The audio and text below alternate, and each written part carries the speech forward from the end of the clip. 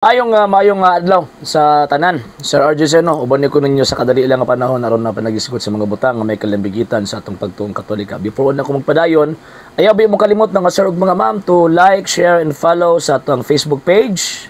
And at the same time i-subscribe sa ninyo nga tuang gitawag og mga channels. And at the same time magpasalamat ko sa mga igsoon natong mga Katoliko, di sana ko malitok ilang mga pangalan sa pagkakaron. Sa mga kasakano ni nagatabang nagasuporta sa programa financially, daghang salamat. And also sa mga igsoon nato mga Katoliko nga kanunay nagasubaybay nagatanaw ni nga taong programa, daghan kayong salamat. And at the same time sa gustong mutabang, again until now nagkinalang yapon kita sa inyong tabang kung sa inyong suporta. Pwede ninyo i-message, pwede ninyo sendan og information kung nga via remittance ang inyong pagpadala. Okay, karon nga kahaponon or karon nga tawag ining adlaw, ang ato ang isgutan kay namagugkoy na kitaan nga video, and at the same time di mo na ko makapi ang iyahang kuani, ang iyahang link to download the video, murag nakalak siya nga isungala pa nila anong malalisan pa man daw ang relihiyon nga pari-pariha ra man daw ta og relihiyon, pariha daw relihiyon, pariha daw Ginoo, ang nagkalain na daw ang presentation lang daw sa gitawag og faith. Ang atong tubagan ng mga higala megson usa ka nakadakong bakak nga naman kay dili pwede nga ang kadautan ug ang kaayo managsama. Di gyud pwede nga ang bakak ug ang kamatuoran managsama. Ang kamatuoran, ang bakak. Di gyud na pwede nga mag-uban ng duha, always gyud na magka-enkwentro ng duha ka gitawag og butang. So di gyud pwede nga magkaingon nga pareho tanan. Nga naman kay naa gyud nay tinuod, naa gyud nay bakak. Sa balang kasulatan, si Kristo nagtukod sa iyahang relihiyon. Ug kana nga relihiyon, ang pundasyon ni ana ang atong Ginoong Jesucristo. And at the same time, ang Ginoong Jesucristo nag-ingon, I am the way, the truth, and the life. Ako ang dalan, ang kamatuoran, ug ang kinabuhi, walay makaadto sa amahan kung dili pinaagi ka nako. Mabitaw nga ang iyang iglesia, ang iyang gitukod, according sa gitudlo sa mga apostol, mao kini ang haligi og patukuranan sa tanang kamatuoran. So, kung dili ka anib or dili ka member o dili ka sakop ni ining iglesia nga diin mao ang lawas ni Ginoong Jesucristo nga sumala pa ni San Pablo haligi og patukuranan sa kamatuoran, so therefore wala ka diha sa iglesia o sa kamatuoran nga gitudlo sa tuang Ginoong Jesucristo. Bisan pag memorize nimo ang tanang seta sa Biblia, bisan pag kapila ka magkutlo sa nakasulat sa balaang kasulatan, kung wala ka masakop sa pundok ang gitukod ni Kristo, di gyud na mamahitabo nga mamahimo kang tinuod. Og dili pud pwede nga mulabaw ang tao kang Kristo Nga naman kay ang tao nanginaan naman nagmanuluwas, si Kristo mao man ang manluluwas. So dili pwede nga kanang mga nagtukod-tukod og ilahang mga pundok pwede i-compare nato sa Ginoong Jesucristo. No. Nga naman kay again kana man nagtukod-tukod og ilahang pundok, dili man na makaluwas sa tong kalag. For example, Ellen G. White, di man na makaluwas tong kalag na sila. Kining Joseph Bates, G.N. Andrews sa Seventh-day Adventist, di man na makaluwas. Si kining Charles Taze Russell sa Jehovah's Witnesses, di man na makaluwas. Kinsa pa? Kibuloy, samot. Kinsa pa? Martin Luther, samot. Manalo, samot. Soriano, samot. Dili man na sila makaluwas, kaya dili man na sila maong manluluwas. Sa tinuod lang, wala gud sila katungod nga magtukod og ilahang pundok. Ngano man kay dili man silang manluluwas.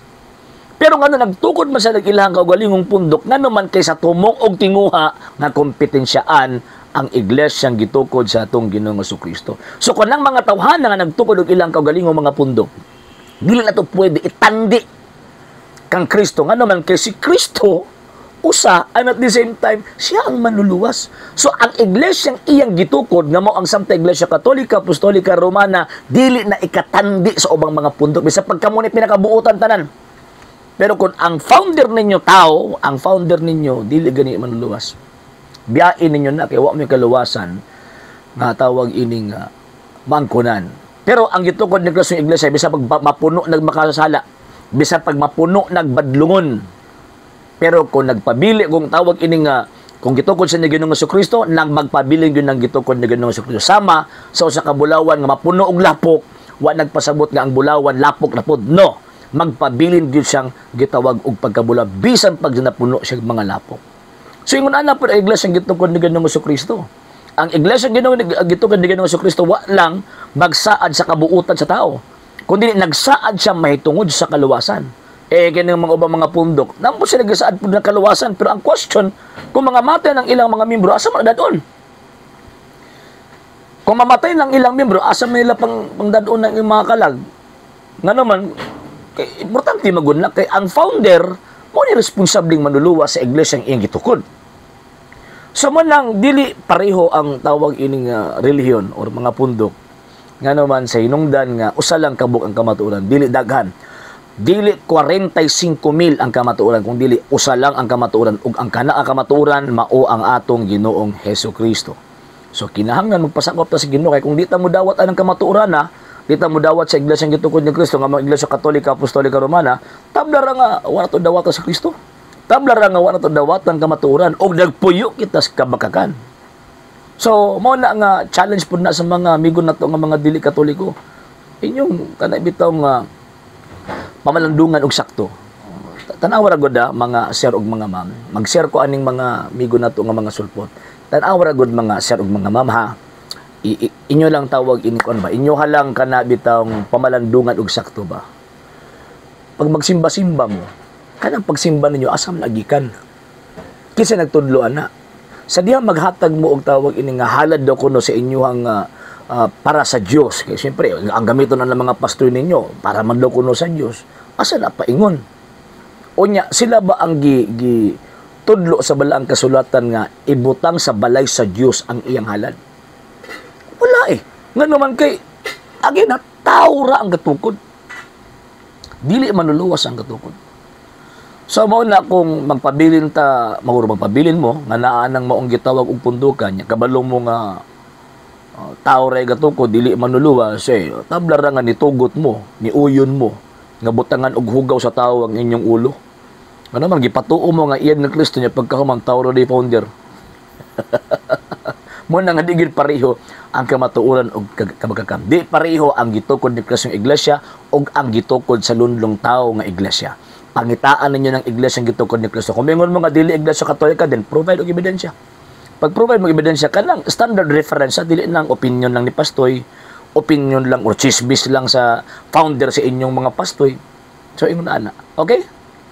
Sa hindi pa po nakapag-follow sa mga pages po natin, i-follow nyo po yung mga pages po natin, RJ Horolanciano II, TV Apolia Punto Argumento page, Kuya Apologist TV page, and RJ's Vlog 2022.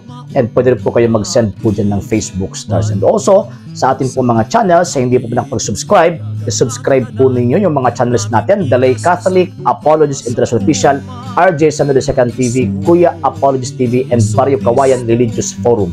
And pwede rin po kayo mag-send po dyan ng super sticker, super chats, and super thanks. And maraming salamat po sa mga kapatid at mga Katoliko na always pong tumutulong sa programa po natin. Maraming salamat po. Nang dahil po sa tulong at suporta po ninyo, ang programa pong ito, until now, andito pa rin po sa social media. And until now din po, nangangailangan pa rin po tayo sa tulong at suporta po ninyo dahil wala po kami magagawa rito mga sir, mga ma'am, kung wala po yung tulong at suporta po ninyo. Sa gusto pong tumulong, sa gusto pong sumuporta, pwede po ninyong ipadala ang tulong at suporta po ninyo sa pamamagitan po ng ating mga account numbers dyan po sa ating pong screen. And pwede nyo po kaming i-message sa ating pong page kung via remittance po yung ipadala po ninyo. Maraming salamat po in advance.